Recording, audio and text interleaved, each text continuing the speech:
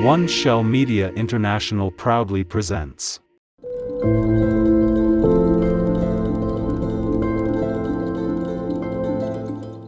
5 curses and omens connected to animals.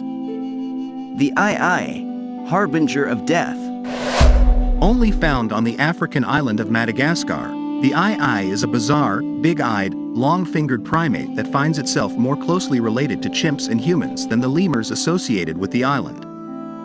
The also happens to be the harbinger of death, according to people living on Madagascar.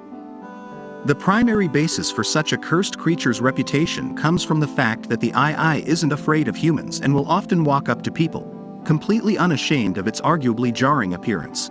And in fact, some variations on the legend involve the taking on a more active role than a mere vessel for curses, as some people believe that the primate uses its long fingers to pierce the hearts of people in their sleep. Unfortunately, this has led to the being routinely hunted. Considering that the primate also has to compete with deforestation and ecological destruction, the is very endangered. The killing of an albatross. Very few occupations can boast about the sheer amount of superstitions involved with their work like sailors can. Legends and curses are perpetually intertwined with naval life. Based on the popularity of Samuel Taylor Coleridge's 1798 poem, The Rime of an Ancient Mariner, the omens that befell anyone on the deck who killed an albatross were some of the most feared among sailors. The albatross is an intriguing bird for its ability to fly long distances without flapping its wings. In contemporary times, some birds have been reported to have flown over 10,000 miles of ocean without expending any energy. In older times, this led to the albatross possessing an almost supernatural quality, which would quickly turn into a curse should anyone kill such a creature.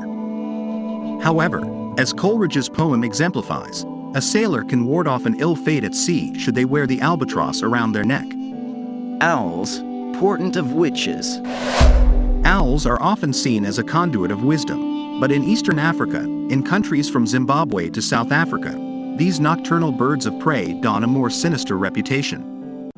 Some superstitions claim that a death is imminent when an owl lands on an elderly person's roof. Some take it further by claiming that these owls are also messengers for witches or even the medium in which a witch's curse is transferred unto an unsuspecting victim. With such an ominous reputation, many owls are often killed on sight or poisoned if a nest is discovered.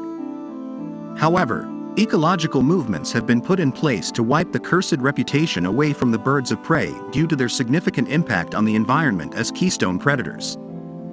5 species of owls live in the region to this day, and thankfully, the public has grown accepting enough of these birds to stave off endangerment. Witchcraft and black cats. While the contemporary bad luck interpretation of witnessing a black-coated feline seems a bit blasé, the origins behind the black cat's reputation are a bit more dramatic.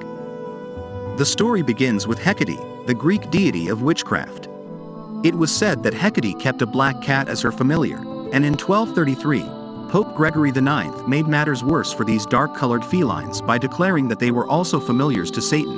Over time, medieval Europe would be plagued with countless bloody and unjust witch hunts, and the black cat's close proximity to sorcery led to an ill fate for felines as well.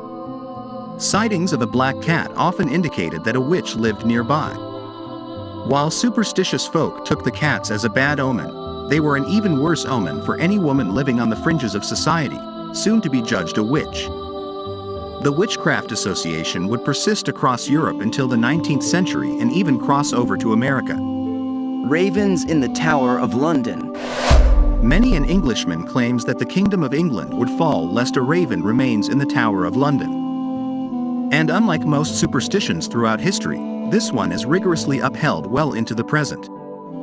Though the origins of this curse are a bit dubious, it is speculated that they began in the mid-17th century, when King Charles II was warned by a nameless seer that the ravens nesting in the Royal Observatory needed to remain for all time to ensure England's security. For the next 4 centuries, 6 ravens would always be kept in the tower. The Raven Master is a prestigious position established by the Crown to perpetually raise and tend to the birds. This task was originally the job of the yeoman quartermaster but changed after World War II. It eventually morphed into the Raven Master in 1968, and he still holds the responsibility today. The Raven Master also sees to the clipping of the bird's wings, diminishing their ability to fly, which is often criticized for being overly superstitious at the expense of the raven's freedom. Please like and subscribe our channel and press the bell icon to get new video updates.